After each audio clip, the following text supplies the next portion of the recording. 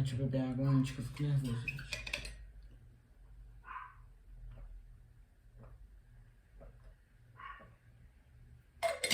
Tô gravando já, hein? Só pra deixar claro.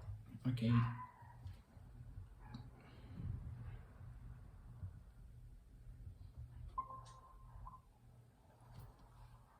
Boa noite, Oba, Flávio. boa noite. E aí, tudo bem? Tudo bem? Tranquilo. Primeiro quero te agradecer pela entrevista, um prazer ter você aqui para conceder essa entrevista pra gente. Me lembro de você lá da escola. Bom, a ideia desse documentário surgiu de um artigo e a gente, no caso, eu comecei a escrever um artigo sobre o futuro da dramaturgia no Brasil, mas tentando trazer um pouco do passado também, do que era e do que vai ser. E aí a gente está nessa sequência aí de entrevistas para futuramente produzir um documentário. Beleza. Ah, Eu separei algumas perguntas aqui para você, mas assim, você pode ficar livre para falar o que quiser.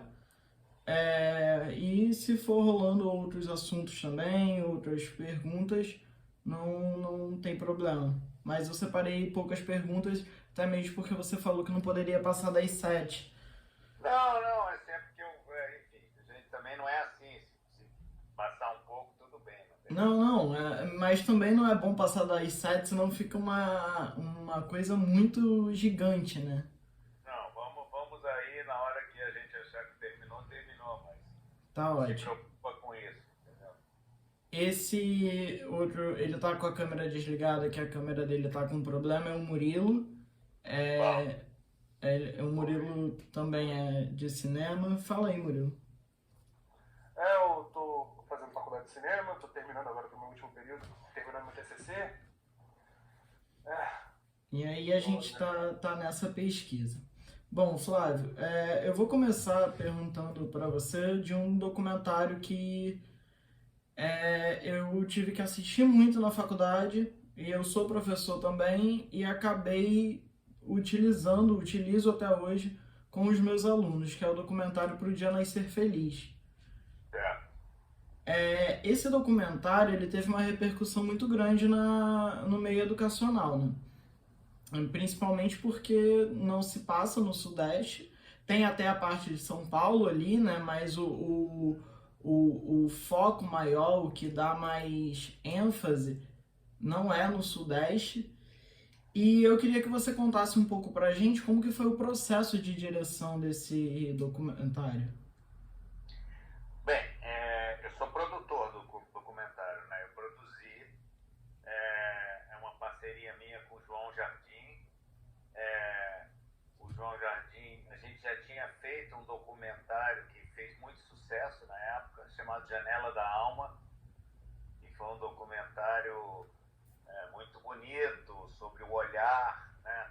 Sobre as pessoas que tinham problemas de visão, e era um documentário com um tema complexo e poético, e acabou sendo um grande sucesso de público, inclusive, né? Ele foi para salas de cinema e teve mais de 100 mil espectadores, o que na época para documentário era um estouro, entendeu? Então foi muito surpreendente.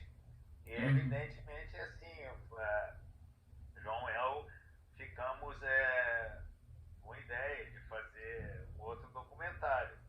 E foi quando a gente começou a pensar o que poderia ser, e ele falou dessa coisa da escola, do ensino no Brasil, da diferença do ensino, e a gente então pensou, vamos fazer em várias partes do Brasil, desde um lugar numa escola rica em São Paulo e com outras escolas, né? Espalhadas no país, no município pobre, bem pobre, né? Que a gente fez. Então foi isso, e era uma questão de entender o funcionamento da escola, os desejos, né? E ver assim, principalmente que a menina que estuda lá no interior do interior, numa escola pobre, super pobre, no município pobre, tem os desejos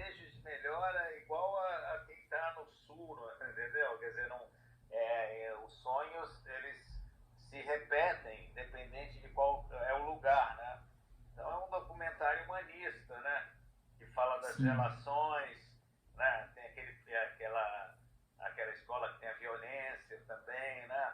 Que é uma coisa muito comum nas escolas brasileiras, onde os professores acabam não conseguindo ter o controle da situação. Então, assim, é um comentário que a gente se orgulha muito de ter feito também. Então, foi um processo, né? Existiam educadores ali junto da produção do documentário? Não, a gente teve assessoria na parte do roteiro, assessorias de pedagógicas, de caminho, mas na filmagem em si, não. A gente, Entendi. às vezes, tinha as pessoas da própria escola, né? Mas não existia. Foi porque a gente queria deixar também fluir, que as pessoas não falassem é, ou tivesse uma autoridade, né? Que tivesse autocensura para falar. Então, fluiu assim, de uma maneira só com a gente. Entendi. Após o documentário, teve algum reencontro com aquelas pessoas? Sim, sim, a gente chamou a menina, aquela menina daquela escola que tem um depoimento, eu não me lembro os nomes agora, entendeu? A que gostava de ler. Exatamente, ela veio aqui, a gente chamou ela para pré-estreia do Rio, ela veio até aqui, entendeu? Houve uma conexão legal com ela virou um símbolo, né? Sim, E, agora, eu não posso, eu estou falando por mim, talvez o João tenha tido contato com outras pessoas, mas assim, o que ficou na memória foi essa menina que a gente trouxe ela para a pré-estreia aqui no Rio. Ela ficou muito feliz. e assim, é uma curiosidade minha mesmo, isso nem na edição provavelmente nem deve ficar. Ela fala muito dos sonhos dela ali, né? De ser escritora, ela era uma leitora assídua. Você sabe dizer se ela conseguiu conquistar isso? Infelizmente eu não sei, porque a gente acabou depois de um tempo, né, perde o contato, a gente parte para uma vida, não é num lugar distante, mas eu torço que sim, né? Ela Hum, tinha um desejo, é porque também, né, essa questão de querer virar uma escritora também não é da noite para o dia, né? é. Isso é um processo, às vezes a pessoa escreve, faz outras coisas, né? Era um sonho dela, eu acho que era um sonho é, de alcançar algo que parecia impossível, né? Mas infelizmente, eu perdi o contato depois, não sei. Perfeito. Bom, agora indo direto para a temática do artigo e do documentário, durante a década de 70 e de 80 você já produzia e dirigia filmes, né? Não, sim, assim, a gente tem assim, é, eu entrei no cinema a partir dos anos 80, né?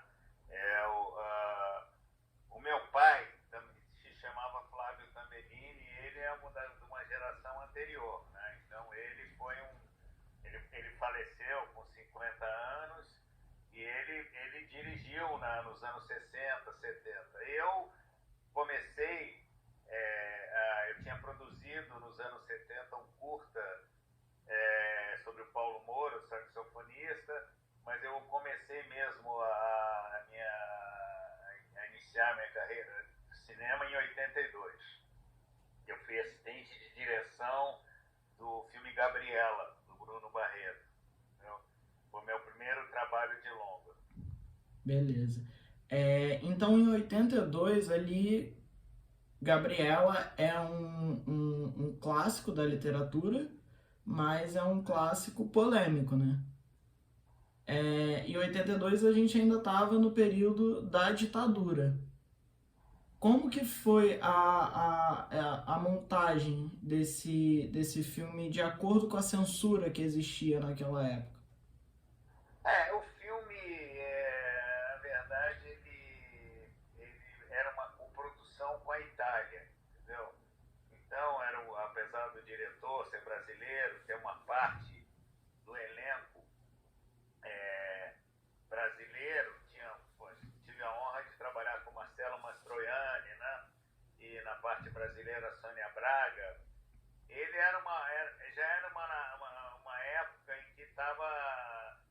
ditadura não estava tão pesada, né?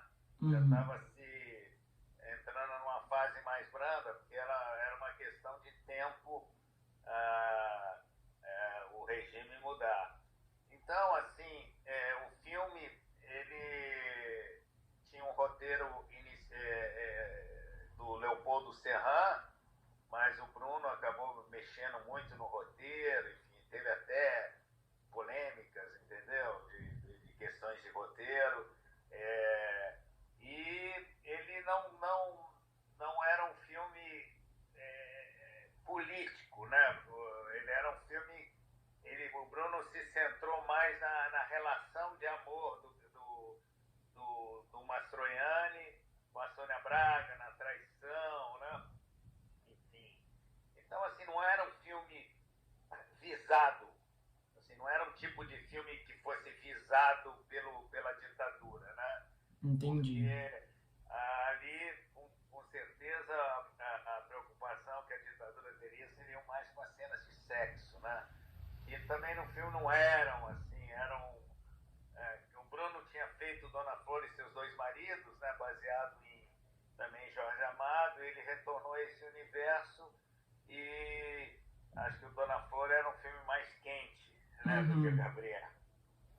Agora, logo após o final da ditadura, você participa de Ele, o Boto, que é outro filme também que se tornou clássico do cinema brasileiro e tem algumas cenas que diríamos quentes.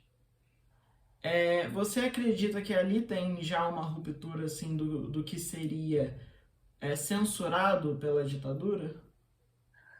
Eu acho que tem a impressão que ele e o Boto já, não, já tinha caído a ditadura, né? Já, tinha terminado, foi Eu acho que 87. o Hélio Boto, claro que quando terminou o regime, né, da ditadura, existe aquela euforia, né? Euforia da possibilidade de tratar de, com mais liberdade, né? De poder falar de assuntos que eram intocáveis